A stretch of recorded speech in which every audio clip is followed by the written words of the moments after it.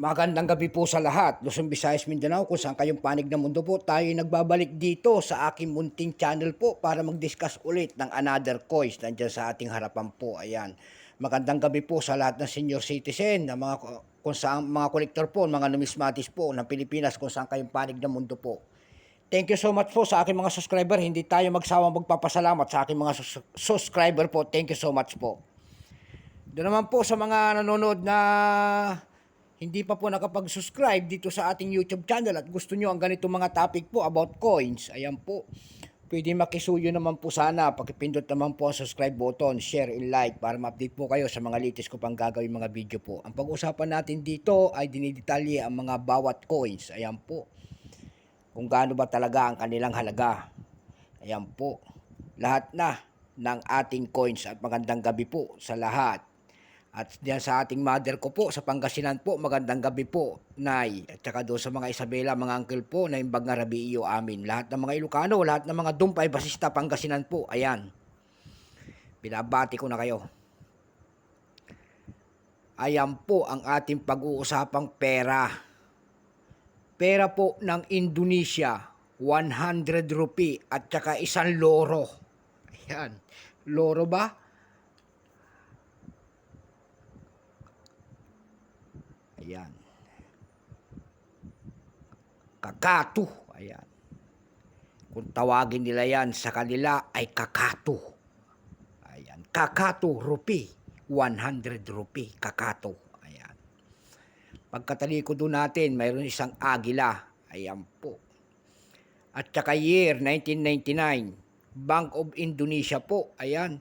Hindi na po kagandahan ng aking coins kasi po ito po ay aluminum. Nabasa po siya kaya punong-puno na po ng kapakikipagdigma. 100 rupee po ng world coins. Ayan, foreign coins po ng Indonesia po. Kaya kilalanin muna natin siya. Issue Indonesia 1949 up to date po. Republic 1950 up to date po. Type standard circulation coins. Years 1999 hanggang 2005.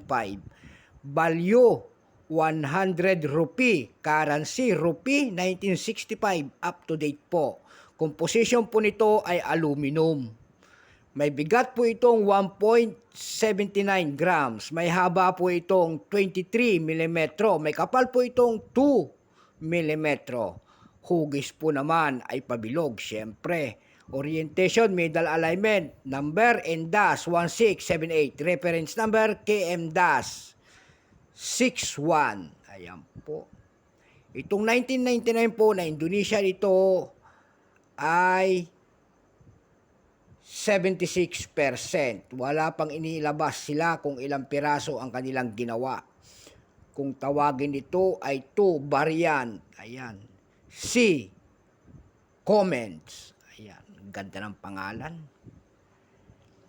Pero may price na. Doon sa ating numista.com po, may grado na. Mga selling price kung tawagin, ayan po. Doon sa ating numista, yung kanyang very fine po ay 12 pesos. Yung very fine, 20 pesos. Extra fine, 20 pesos. Almost uncirculated, 20 pesos din. At uncirculated po ay 30 pesos lamang. Dako naman tayo sa kanyang presyo doon sa ating numista.com po. Ayan, sa numista.com po may nagbebenta doon ng $12.93. Mayroon din nagbebenta doon ng $2.99. Ayan, ganyan siya katindi ang loro na yan. Doon naman po sa ab.com po, mayroon na nagbebenta doon ng 312 pesos. Mayroon din 393.90 pesos. Mayroon naman nagtitinda doon ng $3.68. Doon naman po sa ating carousel.com po, may nagbebenta nito ng 125 pesos. Mayroon ding 95 pesos at saka isang 75 pesos. Ayan po.